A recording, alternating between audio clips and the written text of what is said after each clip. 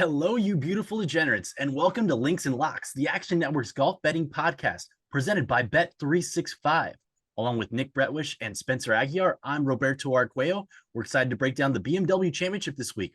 It's the second event of the FedEx Cup playoffs, 50-man field this week, and the BMW Championship recently was in Delaware last year at Wilmington Country Club. Before that, it was at Caves Valley, and this week we moved to the Chicago area, Nick's home week on the PGA Tour at Olympia Fields, Illinois. We're playing at Olympia Fields Country Club, the North Course. There used to be 4 courses at Olympia Fields. Now there are just 2. They consolidated in World War II. And this golf course, designed by Willie Park Jr., 2-time Open champion winner, figures to be an awesome test of golf. The last time we saw the BMW Championship at this golf course, Jon Rahm nailed a 66-footer on the first hole of a playoff to beat Dustin Johnson. It was electric. Jon Rahm only won at 4 under par. It was really tough, and we think it's going to be a stiff challenge this week, even though there's been a lot of rain in the greater Chicago area. Spencer, I know you think it's going to be a single-digit winner this week. Nick, I know you're excited. It's a home week for you. Let's dive right in, Nick. What's your best bet for the BMW Championship this week? I'm going to go to a guy. I don't know if I've mentioned his name at all this whole season. I'm going to go Sahith Theegala, top 20 at plus 190. All right, Sahith Theegala plus 190. Haven't heard from him in a while, unless it's been a fade on this podcast. So interesting to hear the cap. I'm interested in hearing the cap on that one. Spencer, do you have one of your same players and your best bet last week involved in it this week? Yeah, I mean, and it's been made a little tricky for me, unfortunately, because I was going to give Jordan Spieth minus 115 over Lucas Glover. I texted that to Nick last night. I released it over on Rotoballer. I woke up this morning. That price has ballooned out to minus 180. So Wow. I don't want to give a stale number. You can still search around and find that minus 130 at some places. I would be okay with that price if you could get it there. But I guess for me, I'll just give a broad answer of this. I'll say any fade of Lucas Glover this week is kind of where I am looking to go. Lucas Glover, winner each of the last 2 weeks, hasn't been beaten by anybody, but Spencer's not afraid to take him on.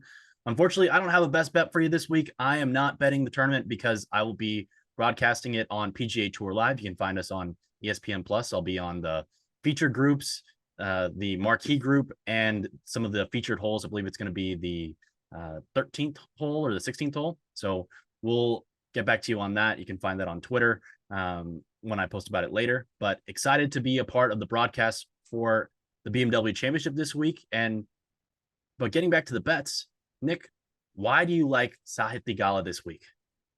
So Theegala is one of the guys that grades extremely well for me with strokes gained off the tee, which is something I valued a lot this week. I know the rough is going to be pretty penal. It's rained a ton over the last 24 hours. It looks like we're probably going to get rain Thursday morning when these guys are trying to tee off as well. So I think that kind of factors a little more into distance than, I guess what most of the people out there are saying. I've read a lot that says, hitting fairways is going to be very important. Sure, that's always going to be important on the PGA, especially when the fairways are narrow like Olympia Fields, but people are going to miss the fairways a lot, regardless of, who it is. So I want guys that get it up there far, can hit their wedges out of that rough to get closer to the green, and guys with elite short games. And that's what Sahith Theegala has right now. His expected strokes gained around the green for me, grade top 10. And the putting on Bermuda is great, or on Bentgrass, I'm sorry, is very good for me in the expected numbers. And the approach game is getting better. I know it's been bad, but historically, this is a guy that can hit his irons. We've seen it over the last year and a half, but it's starting to get better that way. But overall, the scrambling and what he can do off the tee, I think he's, well inside the top half of this golf tournament, and to get plus 190 in the top 20 market where I have it at plus 145, I'll take those 45 points of value all day long. And we did see the ball striking spike a little bit on the weekend there at TPC Southwind.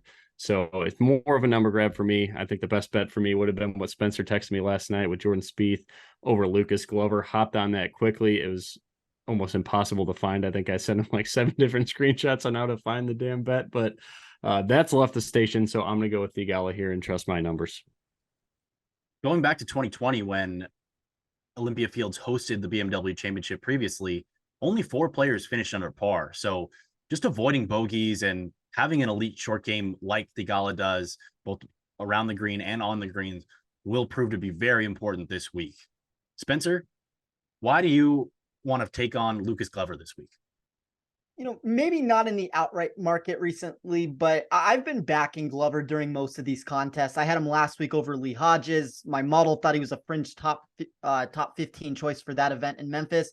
But this is one of those situations of a price hike mixed with a really bad course fit for him. He graded 43rd out of 50 players in projected strokes gained total for the week inside of my model. Most of that answer stems from the decrease in my model off the tee because of the need for distance and the removal of accuracy. Like that's what Nick was talking about.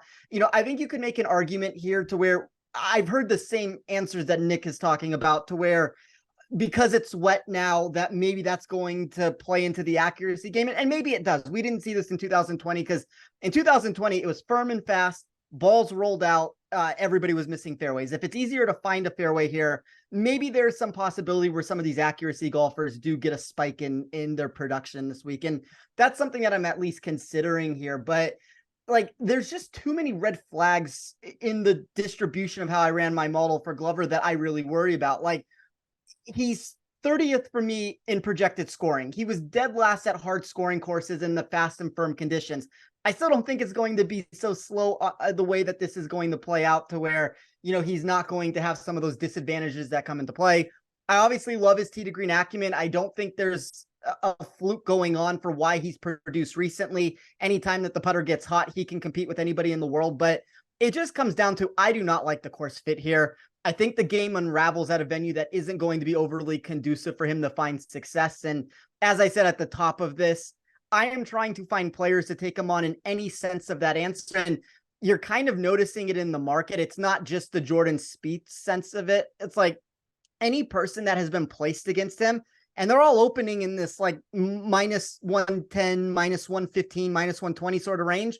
Within 6 hours, all those plays are ballooning out 30, 40, 50 plus points. So I think what the market is seeing here is correct on fading Glover. He'll bounce back. I don't think that this is indicative of why he should or shouldn't make a Ryder Cup. He'd be better suited for some of these tournaments that are going to be played in Europe than what he would get here. But I don't know if a course with distance is necessarily that answer. Are there any players matched up against Glover whom you would caution playing, or is everyone that you've seen so far been a play on? Everybody at the price was, obviously we reached a point at some situation where there's going to be concerns that you're laying too much juice. There was a Matthew Fitzpatrick play. I see that moving up. I was fine when it was at one point, it was plus money at some books. I think now it's gone up to, it's anywhere between minus 120 to minus 150. I'm not going to play it into the minus 150 range, but I'm fine with anything in that minus 120 range. I saw Cameron Young against him. That's been moving up also, but I like Young this week just fine. So no, it would take the exact, I guess, like wrong person, and it would have to be somebody lower on the board. Because to me, as everybody knows, I am not a Jordan Spieth advocate. Like I faded him last week incorrectly, although my model did think he overproduced.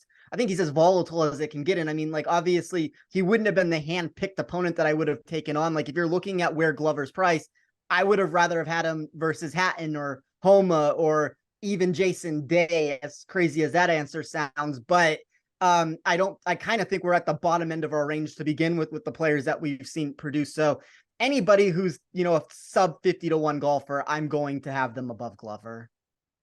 It feels like for the last month or so since the Open Championship, majority of the tournaments on the PGA Tour, looking at the Wyndham, last week the FedEx St. Jude Championship, those tournaments or those golf courses more so suited players off the tee who are more accurate than long. But now the opposite feels like it's happening, especially with these softer conditions, given the wetness in the Chicago area, that's going to limit rollout and give an advantage to longer bombers. Getting into Olympia Fields Country Club, this is the North Course at Olympia Fields. What are you weighing most in your model on top of driving distance over driving accuracy, Spencer? Yeah, so we haven't obviously had much experience with how Olympia Fields will play past the 2020 iteration in recent memory, but I too tend to think that the venue is rather straightforward in what is being asked of the field.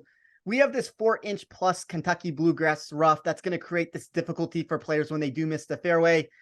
That answer, as we keep talking about, leads a lot of people to believe that finding the short grass becomes the most critical solution. Although, the reason why all three of us keep talking about distance comes down to just the 1 year that we had. Plus, now it's going to be softer conditions to begin with, which, as I said, could go either way with it. But you saw a dispersion of scoring in 2020 that took a different, distance outweighed accuracy any way that you wanted to look at it, just because it was so challenging for anyone to avoid the rough. I would say that there's a lot of corollary comps here of US Open sort of conditions.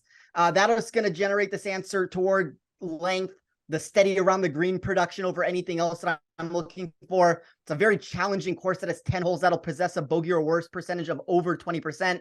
When you add that to the 8 holes that bring water into play, the 91 bunkers littered throughout the property, you do get this claustrophobic feel of a venue surrounded by trees and pitfalls that are going to be looming at all turns.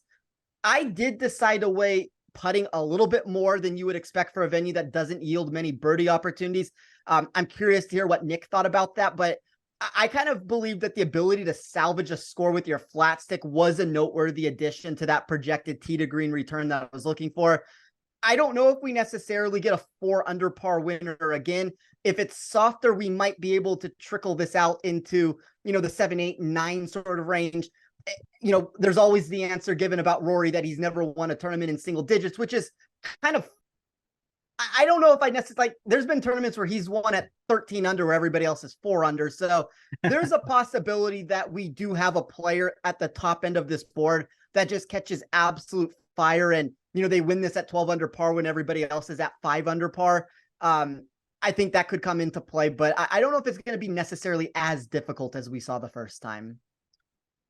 I agree. I think the softer conditions trump the distance that's been added to the course since 2020. And doesn't matter where they play a golf course. If it's softer conditions, these guys on the PGA Tour are going to be able to score. They're just way too good at golf.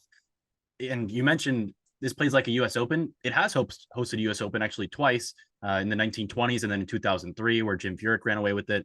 Also hosted 2 PGA championships, women's PGA championship in 2017, and then also 2015 US Amateur won by Bryson DeChambeau.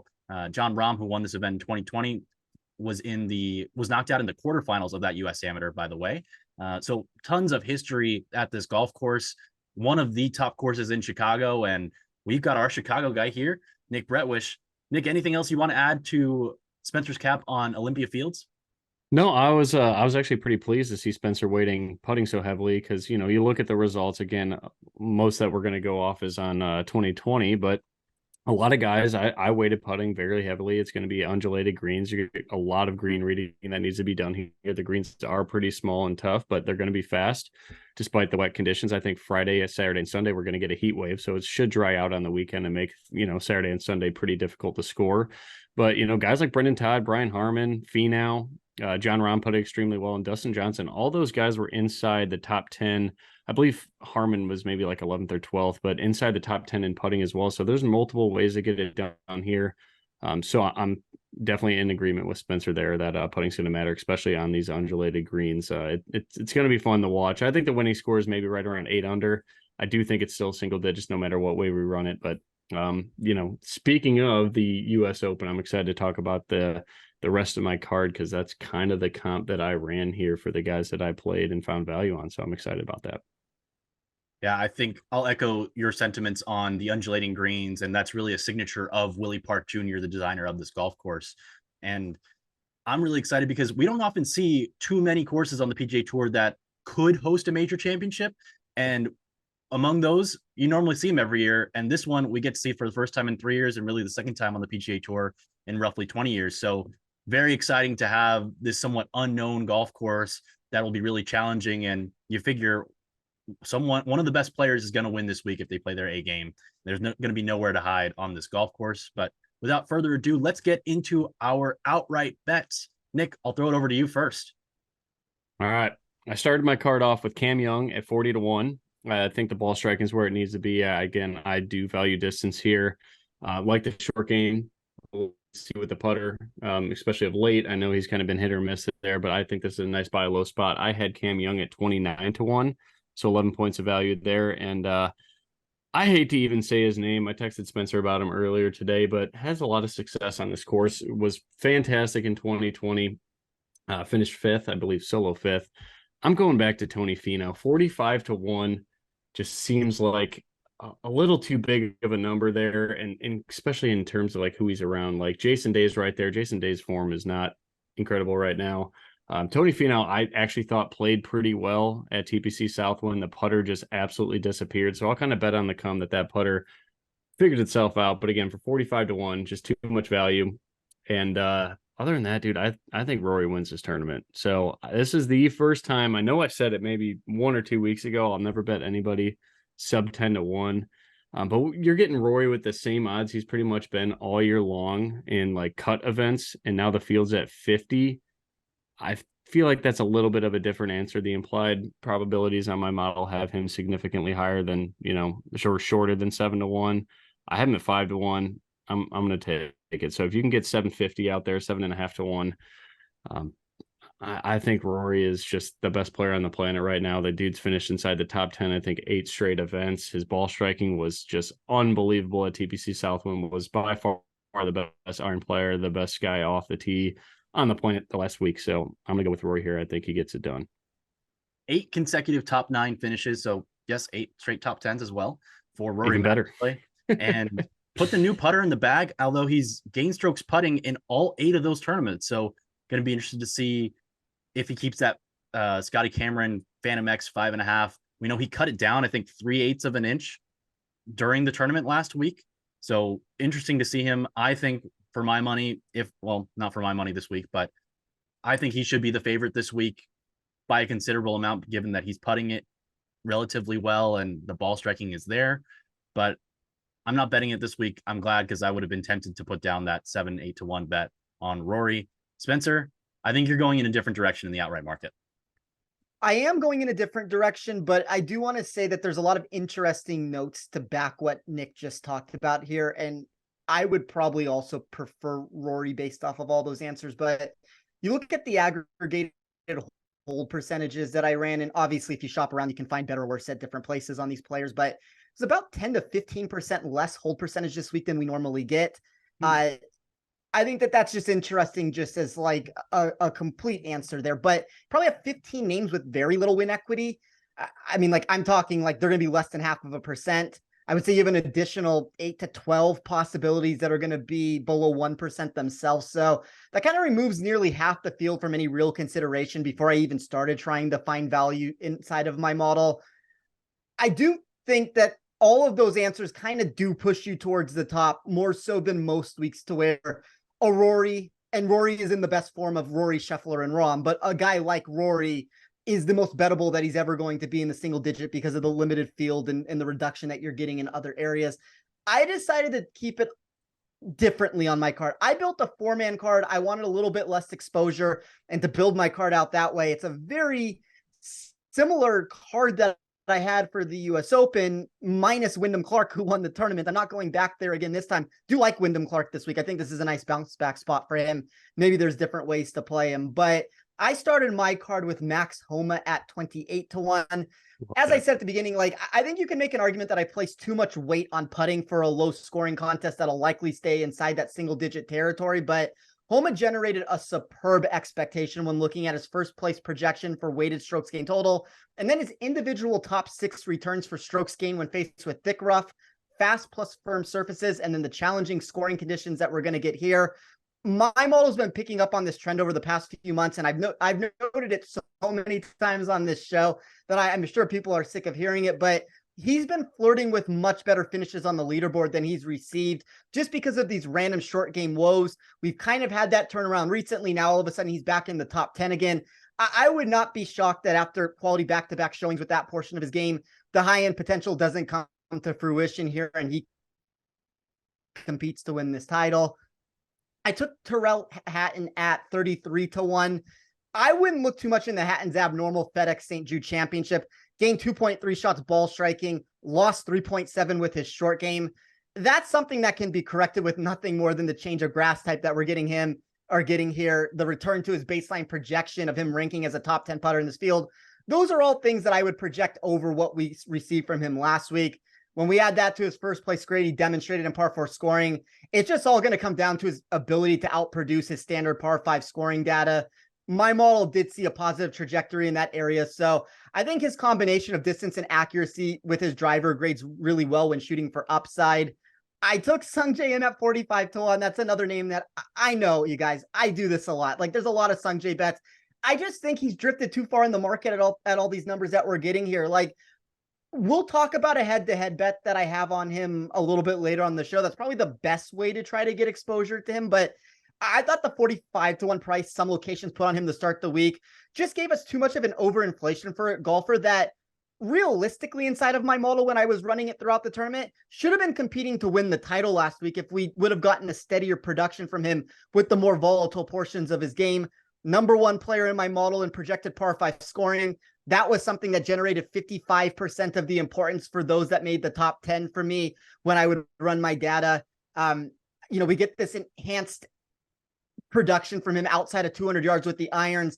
That propelled him inside my sheet in a lot of different ways. So I like him at the price that I got him at. And then I did wrap up my card. Nick talked about him a second ago with Jason Day. I got 55 to 1 on him. I probably know this better than anybody else of all the reasons why Day is dangerous play with the level of ball striking he's bringing to the event. But I do think there's a lot to like. So we'll start with the negatives here. I remain extremely confused about why he changed his irons after winning the Byron Nelson.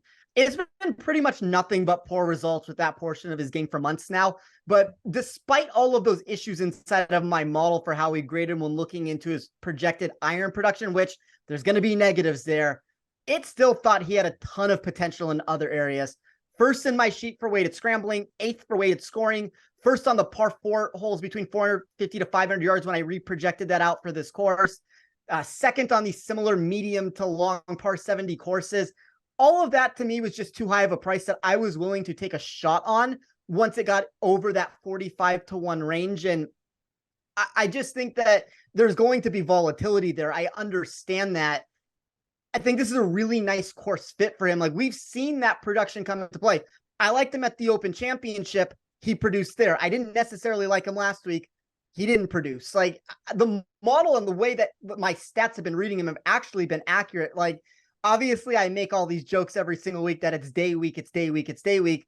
I mean, I'm not going to go as far as to say that, even though I've texted that to you guys about 400 times at this point. But I do think this is a nice spot for him, that the market is much lower on him than I think they should be. And even as a more broad sense of that answer for DFS, like, nobody's going to want to play him at the price that he is.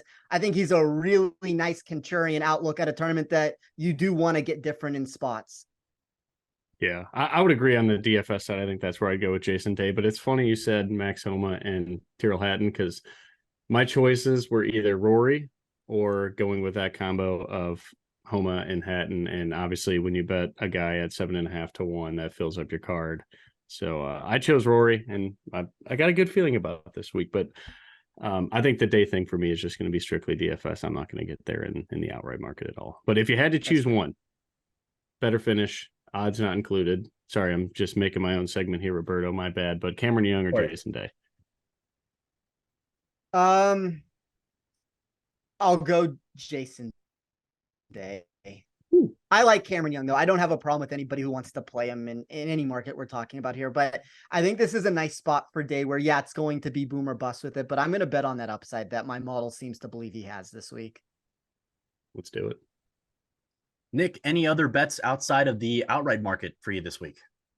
Yeah, I mentioned Thigala top 20. I'm going to go with one more placement. I'm going up the board. I think this is your guy, Roberto. I think this is a guy you usually have exposure to. One of the best iron players in the field. Let me actually pull up the numbers. He was number 1 strokes gained approach last week at TPC Southwind. We talk about the U.S. Open style comp. Also believe we have pretty good course history here in 2020. Let me confirm that before I say his name. Yeah, nothing special, but T40. I'm going with Harris English. I think that if it's a course that doesn't require a lot of birdies, if we're hoping, especially guys, this slow down the board, shoot right around even, probably gets us in the top 10. I'm going to go Harris English top 10 at 6-1 plus 600. And I'm going to ride that iron play. And every time I do this, I think we talked about it when you mentioned Harris English, maybe last week or the week before that. Like, I see the spike week and I jump in the next week. It always does me wrong, but I think on a course that doesn't require a ton of birdies, you know, his putting's kind of poor of late, but to go back to his bank grass, like baseline, everything should be here for him. Good short game, you know, not short off the tee, not long, but what he misses in distance, he should make up for with fairways hit. I like Harris English this week, guys. Yeah, you mentioned it. Led the field in strokes gained approach last week. I had him for top 10. He was horrible everywhere else, so didn't even get close. He finished 52nd out of that 70-man field.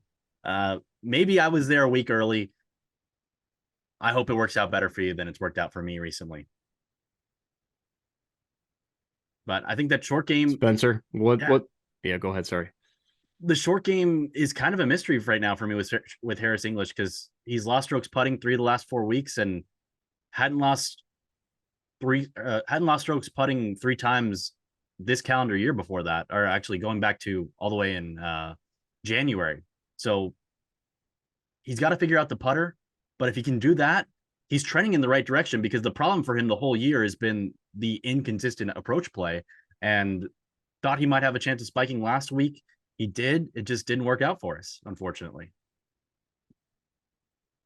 Spencer, what do we got on Harris? What do the numbers say? You know, obviously you're only going to get probably 1 or 2 players down near the bottom of this board that would project themselves up into the top 10 here. But I will say there's a lot of players down here that I don't mind taking a shot on. Kurt Kitayama, Chris Kirk, Harris English, Denny McCarthy. I looked at Denny. I did look at Denny. Yeah, like they're very boom or bust plays where any of them, and I gave the same answer about Harris last week. Like, they can finish in last place, but they also have the potential that if they put together certain portions of their game, that they can ride this into a top 10 sort of finish. So if there's somebody down there that anybody likes, I don't think it's inconceivable that they can't work their way up this leaderboard and give you a nice finish here. And I do believe English is probably one of those players that does have that upside potential to put it together. I didn't get there, but I think for things like DFS, he is going to make my player pool this week for that reason. And Nick, you mentioned the big time golf courses that he's played well on this year. T3 at the Wells Fargo Championship, T2 at the Arnold Palmer Invitational. So there is a track record where when he has struck the ball well, he can compete on these big boy golf courses like we have this week. And of course, the winner at the API, Kurt Kitayama, I know he's in that 200-1 range to win this week. And I think he's a sneaky upside play, even though we haven't seen much form from him recently. But the upside's there, and he's got the firepower to get it done. Absolutely. Yeah, I had, for what it's worth, I had Harris English at plus 470 to finish top 10 in my numbers. So to get 6-1, just strictly betting on upside, it's a guy that could finish dead last. Like, we clearly know that with how erratic his ball striking has been all season long since come back from the injury. But if there's any guy, I think, yeah, maybe Kurt Kitayama. I did look at Denny McCarthy a little bit, hate the ball striking, what's going on there with how good he was middle of the summer. But in terms of upside, where I did have an edge in the top 10 market, it was Kurt Kitayama and it was Harris English. So I went there with Harris. I think those are all really interesting plays. Spencer, what else do you have on your card this week? So I guess, Roberto, you're not going to be able to give me an answer here, but I'll workshop some of these. I do have wagers on all of them with Nick here. We obviously talked about Spieth over Glover. That's moved a little bit, so we'll bypass that one. Sungjae Im minus 110 over Brian Harmon. Nick. Fade Brian Harmon? Yeah, tell me more, or say less. I mean, yeah, I'm just blindly taking that. When you text me that one, I didn't even look at my numbers to see if there was an edge there. I just took it, so I'm riding with you. So that way, it's like I'm not personally fading him. If it goes wrong, I just blame you, and I don't lose sleep at night. So I love it. I do have some trepidation here that you might have hacked my model this week and made Brian Harmon like not grade the way that he has been every single other tournament for the last 2 years. Sounds like you corrected your numbers, is what it should say. Maybe, I mean, all of a sudden the guy the wins, Open champ the just guy wins a major and I want nothing to I do with know. him anymore. I guess that's how my numbers work. But Man. you know, I talked about considering Sung Jae in this market sector because of my safety around his par 5 scoring. Harman has decent similarities there, but my model worried about his long-term history on these medium to long par 70 venues. He was 49th in my model out of 50 players for that category, a staggering 47th in projected strokes gained total. That is way too many red flags for me when I took a deeper dive into his profile. So I think Sung Jae is a safe candidate despite whatever he has done this season. You know, maybe I'm wrong about him winning all these tournaments because he never seems to win when I back him. But the Sung Jae that we know and the Sung Jae that I've grown to love is the Sung Jae that comes top 20 week in and week out. So I think that would be a good enough finish to beat Brian Harman here. So I like that bet. And then there's 2 round 1 plays that I quickly will run by you, Nick. The first one, going to be another fade here against Lucas Glover. Hideki Matsuyama minus 115 over Lucas Glover.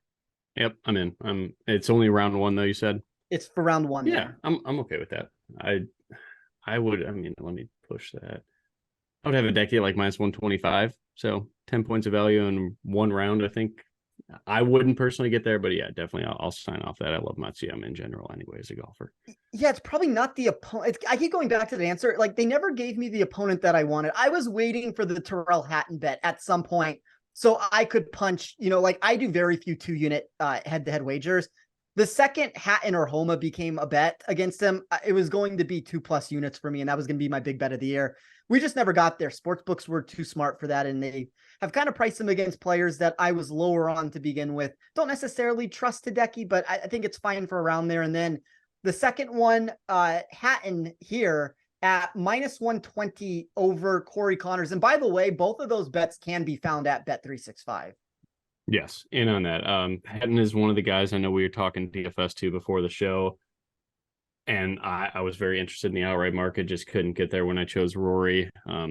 Someone I want to get exposure to some way, somehow, and I don't think it's going to be possible for my DFS lineup, especially with the ownership we're looking at. Very but popular, yeah. I like that matchup for sure. I'm going to go with that one. I think that's my exposure to Hatton because, like you said, too, like betting on that short game to go back to the baseline, absolutely, I'm all for it. I think it's a great course fit for him as well. Yeah, and I think we've it's a seen bad course fit for Connors when we look here. He had a 27 spot reduction in my model in weighted strokes gain total versus my 2-year baseline for him at any course. So, you know, Connors was an interesting candidate last week. I think if you looked at him, like he came in 6th place. He never competed in that tournament. That was a week in, you know, propelling himself up the leaderboard there. I was taking him on in season-long contests, and like him and Henley and Thagala, they just kept burning me with every single birdie putt that they made. So fortunately, Nick, you didn't play defense for me. We're back to even on the wagers that we made. I'm now eliminated from all leagues because of that. But I think this is a nice spot to try to fade Connors, who I don't believe this is a good course fit. And I don't believe that result necessarily was indicative of how he performed there. Yes, Nick. Yeah. So I like what Connors did on the weekend. He was top 15 in both putting and strokes gained around the green throughout the whole weekend. Obviously, the ball striking is always going to be a thing with him, but with this undulation, I'm going to bet on that putter going back to the baseline of being, you know, one of the weaker spots of his game, and certainly with a short game as well. So, yeah, I think he just spiked on Saturday and Sunday. It's a good time to get off him and go the Hatton route for sure on a better course fit.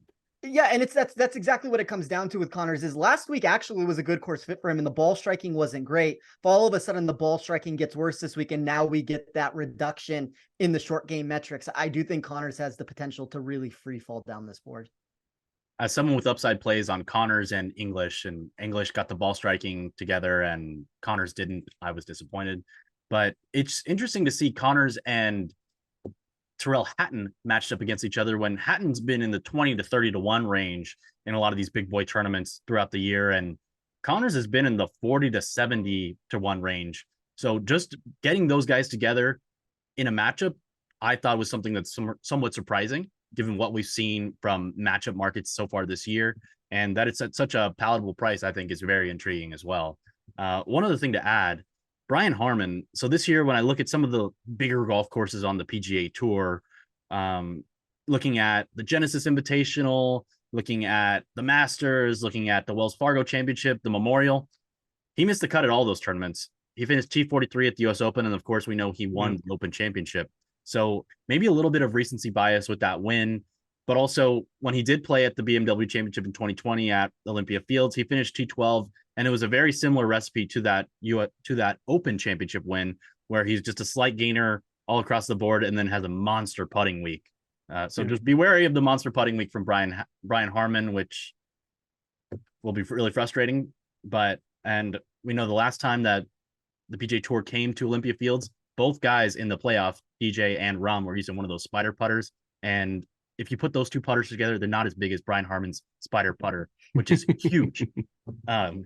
But anyways, watch out for Brian Harman this week. And just to give a short reminder, the Links and Locks podcast is proudly presented by Bet365, the world's favorite sportsbook brand. Sign up with promo code ACTION to get Bet365's exclusive sign-up offer. Bet $1 on any game and get $200 in bonus bets. Must be 21 or older. Offer is available in Colorado, New Jersey, Ohio, Virginia, and Iowa in the U.S. Gambling problem? Call or text 1-800-GAMBLER. All right, guys. Do you have any other plays this week that you'd like to mention before we get into a quick rapid fire section? I say let's go rapid fire. Let's do this thing. All right. So we mentioned that we all like Rory McIlroy at the top of the board, but if I gave you a 10-1 ticket on either Scotty Scheffler or Jon Rahm, starting with you, Nick, which one would you take? I'm going to go Scotty. I will take Scotty also. Okay.